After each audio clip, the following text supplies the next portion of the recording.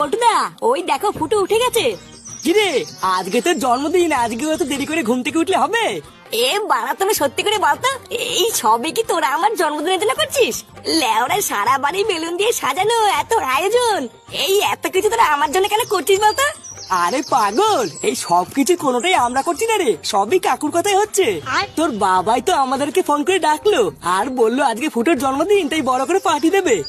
কি বলছিস? এই সব কিছু বাবা করছে? ফুটো, তোর জন্মদিনে শুধু পার্টি নয়, আমরা বন্ধুরা মিলে মালের ব্যবস্থা করেছি রে। কি বলছিস কি রে? হ্যাঁ, আর একটা কথা, সবাইকেই বলেছি, শুধু তোকেই বলিনি, একটু মন দিয়ে শোন। কালকের থেকে আমাদের পাশের ক্লাবে যে চোদনাগুলো আছে না, ওরা কিন্তু আমাদের ক্লাবের আশেপাশে শুধু ঘুরঘুর করছে, বুঝলি? কয়দিন আগে ঢ্যামনাগুলোর সাথে এত ঠাপাঠাপি হলো, তারপর থেকে কিন্তু ওদের মতে গতি আমার খুব একটা ভালো লাগছে না। তাই যাই হয়ে যাক, একা একা বাড়ির বাইরে কোথাও যাবি না, বুঝলি? এই শান্তির ছেলেগুলোকে চাই বলতো, সেই দিনকে এত সাটা ভাঙলাম, তাও কি কোনো শিক্ষা হয়নি নাকি? অত কিছু জানি না, শুধু এইটুকুই জানি যে বাড়ির বাইরে একা একা যাবি না, আর যদি খুব বেরোনোর দরকার হয় তাহলে আমাদেরকে বলবি, আমরা সাথে যাবো।